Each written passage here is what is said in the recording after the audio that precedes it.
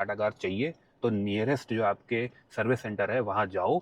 और डिजायर और स्विफ्ट चला रहे होते हैं, जैसे मान लो 100 पे चला रहे हैं, है ना, और थोड़ा ऐसे ग्रेडियंट ऊपर नीचे इस तरीके का, आपको स्मूथ लॉन्ग टर्म के लिए गाड़ी चाहिए जिसमें आपको बहुत अच्छा आफ्टर सेल सपोर्ट मिले। आपका 20 से 24 हज़ार रुपए का डिफरेंस एक बहुत ज्यादा एवरेज देने वाली गाड़ी में और इन गाड़ी में। बहुत बड़ा मिथ है वो ये है कि जो अभी 3 सिलेंडर का स्विफ्ट और डिजायर में पेट्रोल इंजन आया है। अब मैं यहाँ पे थोड़ी वाइल्ड कार्ड एंट्रीज की बात कर लेता हूँ। तो हेलो दोस्तों, आजकल ऑटोमेटिक ऑब्वियसली गाड़ियाँ जो हैं वो उनकी बिक्री बहुत बढ़ रही है।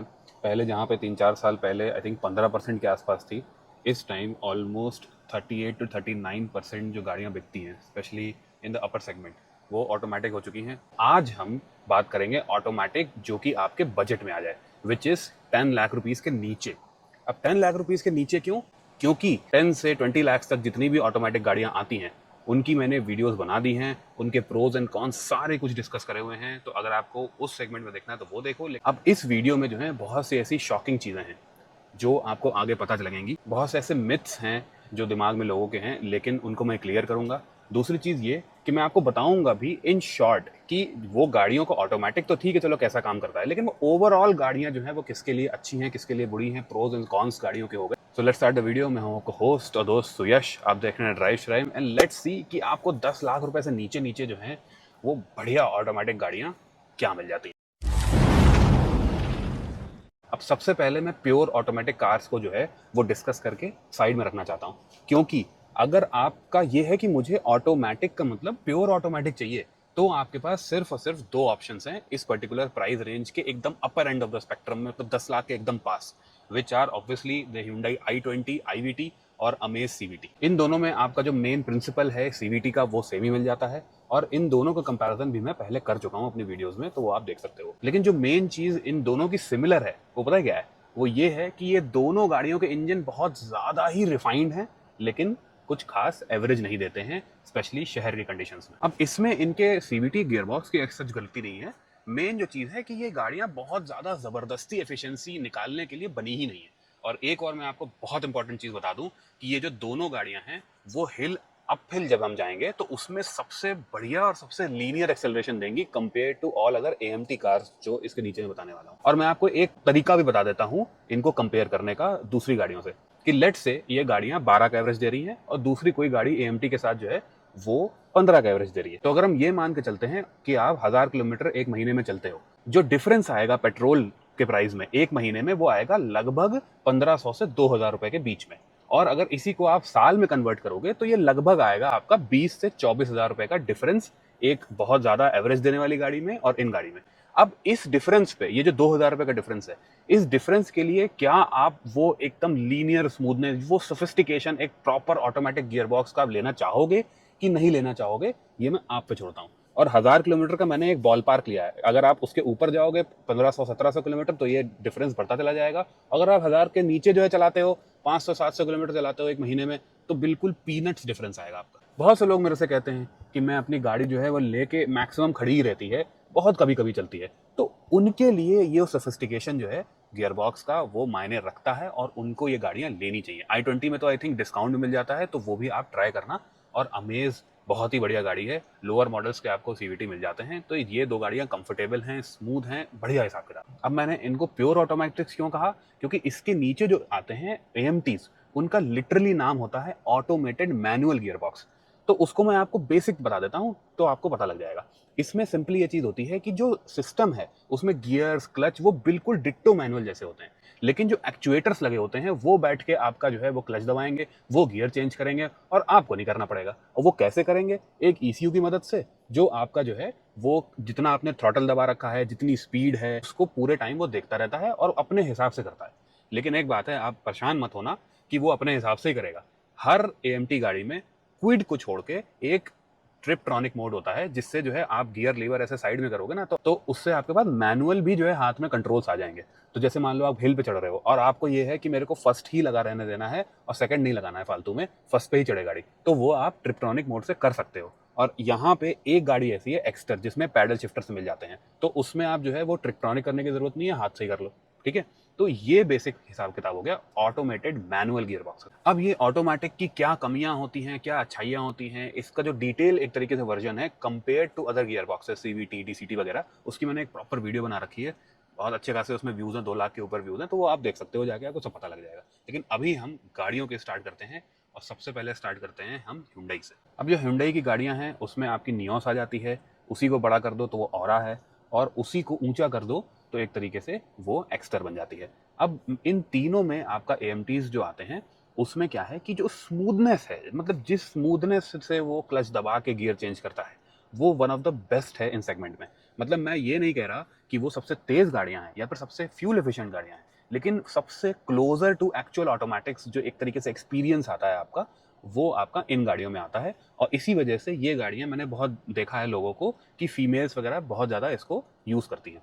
अब इन तीनों गाड़ियों में बेसिक फ़र्क क्या आ जाता है, वो आ जाता है आपकी ऑब्वियसली हाइट का, और थोड़ा सा एक्स्टर का प्लेटफॉर्म जो है वो तगड़ा किया है कंपेयर टू नियोस। तो एक्स्टर की जो सेफ्टी है प्लेटफॉर्म वाइज वो थोड़ी सी बेटर है। वो कितनी बेटर है तो वो तो ऑब्वियसली किसी स्क्रैच टेस्ट के बाद ही पता चलेगा, लेकिन मेन हिसाब किताब ये है। अब ये मेनली गाड़ियां जो हैं एक तो 4 सिलेंडर आती हैं, तो आपको इन तीनों में जो इंजन की स्मूथनेस है वो भी बहुत ज़्यादा अच्छी मिल जाएगी। कुछ 3 सिलेंडर गाड़ी ऐसी होती हैं जो स्टार्ट और स्टॉप करने के टाइम पूरी ऐसे से थर्राती हैं, वो चीज़ इनमें नहीं मिलेगी। और एक और चीज़ है, Hyundai ने अब इन गाड़ियों का जो 1.2 इंजन है ना, उसका उतना खराब एवरेज रहा नहीं है। मैं आपको सही बताऊं तो ये एक मिथ है कि अभी भी इन गाड़ियों का एवरेज बहुत खराब है, वो मिथ आया था i20 की वजह। लेकिन अगर आप रियल रिव्यूज सुनोगे इन सब गाड़ियों के ओनर्स के, तो इनके एवरेज ठीक आ रहे हैं। एवरेज जैसे कि अगर आप सिटी में चला रहे हो तो आपको 14 के आसपास का एवरेज मिल जाएगा, 13-14 एवरेज आपको डिसेंटली तरीके से मिल जाएगा। और हाईवेज पे 19 तक, 18-19 तक एवरेज, इवन 20 तक भी दे देती है average tank to tank. Exter में क्या है, आपको एक चीज़ पता है कि 45 टू 50 किलोज आई थिंक भारी है ये नियोस वगैरह से, और प्लस हाईवेज पे थोड़ा सा एरोडायनेमिक एफिशिएंसी भी मे भी हो सकता है कम हो, तो उस वजह से आपका 1 किलोमीटर पर लीटर कम हो जाता है, 17-18 हो जाता है, लेकिन फिर भी ये अच्छा एवरेज देती हैं। और एक्स्टर में जैसे मैंने आपको पहले बताया कि आपको पैडल शिफ्टर से मिल जाते हैं, तो उससे आपका एंगेजमेंट थोड़ा सा बेटर हो जाता है। सस्पेंशन इन तीनों गाड़ियों का जो है सॉफ्टर साइड पे है, तो ये सिटी में आपको बहुत कंफर्टेबल फील करेंगे, हाईवेज पे थोड़ी ऐसे ऐसे हल्की फ्लोटी वाली फील आ जाती है। सिटी ड्राइव के लिए सेफ्टी वाइज भी ठीक है, 6 एयर बैग्स वगैरह जो है स्टैंडर्ड सब में है, तो ओवरऑल ये हिसाब किताब जो है वो ठीक बैठ जाता है। आपको स्मूथ लॉन्ग टर्म के लिए गाड़ी चाहिए जिसमें आपको बहुत अच्छा आफ्टर सेल सपोर्ट मिले, तो उसमें आप ये गाड़ियां देख सकते हैं, गुड सिटी कार्स। अगर इन तीन गाड़ियों का आप AMT से मैनुअल कंपेयर करो तो मैनुअल भी अच्छा है, बहुत हल्का क्लच है, लेकिन जो पुरानी वाली Hyundai की गाड़ियां थी उनमें मैंने क्लच के थोड़े से इश्यूज देखे गए हैं स्लेव सिलेंडर के, तो इस वजह से प्रेफर ऑटोमेटिक इन दीज। अच्छा, अब आपको क्या है कि एक पेट्रोल गाड़ी चाहिए, लेकिन आपको हाईवेज पे सबसे ज्यादा एवरेज निकालना है एक AMT कार से, तो आप लीजिए स्विफ्ट, डिजायर या बलिनो। इन तीनों गाड़ियों में जो है आपको ऑलमोस्ट 23 किलोमीटर पर लीटर के आसपास आपका हाईवे एफिशिएंसी आ जाती है अच्छे से चलाने पे। ठीक है। दूसरी चीज जो एक बहुत बड़ा मिथ है वो ये है कि जो अभी 3 सिलेंडर का स्विफ्ट और डिजायर में पेट्रोल इंजन आया है वो बहुत एफिशिएंट है और वो हर जगह बहुत एफिशिएंट है। ऐसा नहीं है, this is a big myth. जब लोगों ने और यूजर्स ने टेस्ट किया तो क्या हुआ कि स्विफ्ट और डिजायर जो है वो शहर में काफी कम एवरेज दे रही है। मतलब इनका एवरेज जो है वो 13 से 15 के बीच में आ रहा है। ऐसा नहीं है कि नियोस और बाकी टाटा और दूसरी गाड़ियों से बहुत ज्यादा एवरेज आ रहा है। ठीक है। उसकी रीजन मैं आपको बता देता हूँ क्यों। उसका रीजन बेसिकली ये है कि जब स्लो स्पीड्स में आप जो है वो AMT चलाते हो या फिर मैनुअल भी चलाते हो, इन गाड़ियों का जो जो 3 सिलेंडर इंजन है वो बहुत ईगर है भाई साहब, वो बहुत भागता है। मतलब मैंने जो है डिजायर अभी चलाई तो मुझे ऐसा लग रहा था कि ये बलिनो से तेज भाग रही है। अब जब तेज ऑब्वियसली गाड़ी भागेगी तो जो 1000 से 2000 के बीच का जो पावर बैंड है उसमें काफी अच्छा टॉर्क निकाल रही है वो गाड़ी। तो इसका मतलब सिंपली ये है कि उसमें तेज भागने के साथ साथ वो ज्यादा तेल भी पी रही है। तो दैट इज वाई स्विफ्ट और डिजायर, ये 3 सिलेंडर वाला जो इंजन है वो शहर में बहुत बढ़िया एवरेज नहीं देता है। वो हाईवेज पे आपको 23 दे देगा, लेकिन शहर में आपको जो है वो 14-14.5 ही देगा। अब यहाँ आ जाती है एक तरीके से बलिनो और इसी इंजन गियरबॉक्स का कॉम्बिनेशन आपको इग्निस में मिल जाएगा। ये जो 1.2 AMT है ये आपको शहर में बेटर एवरेज देगा। मतलब लगभग 1 किलोमीटर पर लीटर 15 के आसपास का एवरेज, 15-15.5 का बलिनो से आपको मिल जाएगा, डिस्पाइट बलिनो एक हेवियर गाड़ी है। अब बलिनो में क्या है कि लोअर मॉडल्स में आपको 6 एयरबैग्स नहीं मिलते, वहां पे चीज अटकती है। लेकिन अगर आप बलिनो का जीटा वगैरह से ऊपर देख रहे हो मॉडल, तो गो विथ बलिनो। इस टाइम बहुत ही सही गाड़ियां हैं। और जब मैंने एक बार तेज चलाई ना, एक बार क्या हुआ, मैंने फ्लोर करके चलाई, तो जब आप 40 टू 100 देखोगे या फिर 0 टू 100 देखोगे तो बलिनो 2000 RPM से ऊपर जब RPM बैंड जाता है तो ज्यादा तेज है। वहां पे आपको फील होता है कि आपके जो 10 bhp एक्स्ट्रा हैं। दैट इज वाई जो बलिनो की हाईवे परफॉर्मेंस है वो स्विफ्ट डिजायर से बेटर है। और हाईवे पे सीन क्या होता है कि जब आप डिजायर और स्विफ्ट चला रहे होते हैं, जैसे मान लो 100 पे चला रहे हैं, है ना, और थोड़ा ऐसे ग्रेडियंट ऊपर नीचे इस तरीके का आया, तो आपको फील होता है कि थोड़ी सी वो स्लो हो रही है ना, चढ़ नहीं पा रही है। वो चीज बलिनो में उतनी नहीं फील होती है। बलिनो 100 के आसपास जो है बढ़िया क्रॉस करती है, और वहां पे वो 10 bhp का डिफरेंस आपको काम में आएगा। और यही चीज जो है वो फ्रॉन्क्स में भी आपकी आ जाती है। अब मैं करना चाहूंगा इग्निस की बात। इग्निस एक ऐसी गाड़ी है जिसमें आपको डिस्काउंट मिल सकता है, तो अगर अच्छा खासा डिस्काउंट मिले और आपके शहर की रोड्स अच्छे कंडीशन में है तो आप इग्निस ले सकते हो। इग्निस की सबसे बड़ी कमी ये है कि जितनी भी गाड़ियां हैं 10 लाख रुपए से नीचे नीचे, उसमें आई थिंक सबसे स्टिफेस्ट सस्पेंशन है इग्निस का, तो वो गड्ढे बहुत फील होते हैं अंदर, तो वो बहुत ध्यान से रखना। देखिए जो ओवरऑल सस्पेंशन सेटअप है या फिर हाई स्पीड स्टेबिलिटी वगैरह है, और इवन जो रेटेड प्रॉपर 5 स्टार वाला हिसाब किताब है वो डिजायर में आ चुका है, तो उस वजह से आप डिजायर भी आराम से ले सकते हो, कोई दिक्कत नहीं है। लेकिन आपको ये है कि नहीं, मेरे को सेफ्टी रेटिंग के साथ एक सॉलिड फीलिंग भी चाहिए। फीलिंग मतलब दरवाजे बंद करने की, और थोड़ा सा ज्यादा स्टाइलिश हैचबैक टाइप की चाहिए, तब आप ऑल्ट्रोज ले सकते हो। ऑल्ट्रोज में भी एएमटी जो है 10 लाख रुपए से नीचे 2 मॉडल में आ जाता है। अब फ्रैंकली जो है ऑल्ट्रोज एएमटी मैंने चलाया नहीं है, चलाऊंगा जल्दी, लेकिन जो मेरा प्रीवियस एक्सपीरियंस कहता है वो ये कहता है कि they are slightly slower to response. और वो बात अलग है कि अगर कोई बहुत बड़ा ड्रास्टिक चेंज कर दें एएमटी की ट्यूनिंग में तो अलग चीज है, लेकिन मेन बात ये है। देखिए एक टाइम था जब 2017-18 के आसपास ना, मैंने टियागो एएमटी एक मॉल के पार्किंग से निकाली थी, और मुझे ऐसा इंक्लाइन पे लग रहा था कि वो रुक रही है, मतलब अच्छा खासा उसमें लैग आ रहा था। लेकिन आजकल अगर आप जो है वो टाटा की एएमटी गाड़ियां चलाओगे तो ट्यूनिंग में बहुत फर्क आ चुका है। वो बात अलग है कि they are still slightly slower to response, लेकिन जो वो चलती हैं उसमें एक सॉलिडिटी आपको मिलती है। जब वो सस्पेंशन जो है वो किसी बहुत बड़े गड्ढे से जाता है, कुछ जाता है, तो मैक्सिमम गाड़ियों से बेटर आपको जो है वो फील आएगी अंदर गाड़ी में। और दूसरी चीज ये है कि टियागो हो गई या ऑल्ट्रोज हो गई या पंच हो गई, कोई भी इनमें से गाड़ी है, वो आपको शहर में ऐसा तो फील होगा कि हाँ थोड़ी सी हल्की सी स्लो लग रही है टू ओवरटेक। लेकिन ये तीनों गाड़ियों में मैंने एक चीज नोटिस करी है, स्पेशली ऑल्ट्रोज और टियागो में, due to may be better aerodynamics, कि ये हाईवेज पे बढ़िया चलती हैं, मैनुअल में ठीक चलती है। मतलब हाईवेज पे जो ओवरटेक है, जैसे मान लो 80 to 100 ओवरटेक करना है, तो वो डिसेंट तरीके से हो जाता है। उसमें ऐसा जो है आपको गियर डाउन करने की और एएमटी में मैनुअल मोड डालने की जरूरत नहीं पड़ती है, तो दैट इज गुड। तो हाईवे गाड़ियों के हिसाब से जो है वो, अगर आप हाईवेज पे आराम से चलते हैं, क्रूज कंट्रोल पे चलते हैं, और एवरेज भी अच्छा देती है, जब आप इनका एवरेज देखेंगे तो हाईवेज पे आराम से जो है वो 20-22 का एवरेज निकाल देती हैं। लेकिन वही बात आ जाती है कि जब सिटी में इनको थोड़ी सी दम लगानी पड़ती है वो वेट को खींचने में, स्पेशली इसके 3 सिलेंडर इंजन को, तो उस दम लगाने की वजह से इसमें एफिशिएंसी कम हो जाती है, और वही आपका 14 के आसपास में भी, 15 15.5 भी दे सकती है, लेकिन 14 हवर राउंड करेगा सिटी ट्रैफिक में एवरेज। पंच की भी यही कहानी है, लेकिन मेरा ये हिसाब किताब रहेगा कि वेट फॉर द फेसलिफ्ट, क्योंकि इसके इमेजेस आ गई हैं, 6 एयरबैग्स जो हैं वो स्टैंडर्ड हो सकते हैं, बहुत सारी चीज़ें आ सकती हैं। और एक और छोटी सी चीज़ है कि मेरे को पंच के ना हाईवेज पे ब्रेक थोड़े से मतलब वीक लगते हैं, तो मे भी क्या पता वो भी सही हो जाए, एएमटी की ट्यूनिंग और बेटर हो जाए, तो वो तो आपको वेट करना ही चाहिए। और अगर आप वेट नहीं कर सकते हो और आपको ये है कि आपको एक ये माइक्रो एसयूवी टाइप चाहिए, तो mechanically AMT engine gear box का जो कॉम्बिनेशन होता है, अगर वो देखा जाए तो आई थिंक इस time Exter is a better car overall than Punch. अगर आपको पंच पसंद है तो आपको फेसलिफ्ट का इंतजार करना ही करना चाहिए। अब वही चीज़ है जो इसका एक तरीके से ट्यूनिंग वगैरह है, वो टियागो टियागोर में भी ऑलमोस्ट सेम ही है एएमटी की। लेकिन अगर आपको ऐसी आइस गाड़ी, इंटरनल कम्बशन इंजन गाड़ी चाहिए, और आपको ईवी नहीं लेना, और आपको सबसे कम कॉस्ट ऑफ रनिंग चाहिए, तो आप टियागो टिगोर में अकेली गाड़ियां हैं जिसमें आप सीएनजी के साथ एएमटी का कॉम्बिनेशन ले सकते हो। बस ये है कि आपको आराम से चलना है। आपका जो शहर का एवरेज है जो 14 है, वो एकदम से बढ़ के जो है वो क्या पता 19 हो जाए, है ना, किलोमीटर पर किलोग्राम।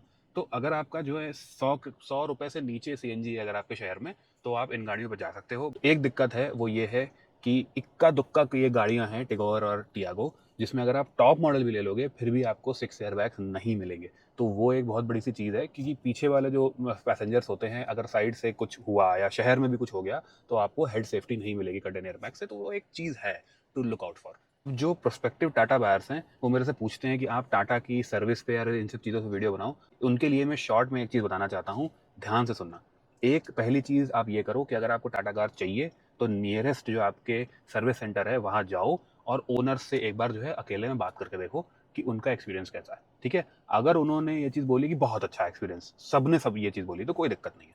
लेकिन अगर किसी ने बोली कि नहीं ये नहीं अच्छा है, पेंट क्वालिटी नहीं है, सही से करते हैं, ये है वो है, तो आपका एक बहुत बढ़िया गैराज में मैकेनिक दोस्त होना चाहिए। मतलब सर्विस की बात नहीं कर रहा हूँ, जो दूसरी चीज़ें होती हैं कि मतलब आपको पेंट कराना है और आपको जो है वो डेंटिंग पेंटिंग कराना है, तो वो आप ट्राई करना कि बाहर से करवाओ। तो ये एक 2 प्रो टिप हैं, बिल्कुल सही से ध्यान रखना है। अब हम क्योंकि टियागो टिगोर की बात कर रहे थे, तो हम छोटी गाड़ियों पे आ जाते हैं, which are Wagon R, Celerio और ऑल्टो। ठीक है, अब इन गाड़ियों में क्या है, 1 लीटर के साथ आपका AMT मिल जाता है, कोई दिक्कत नहीं है।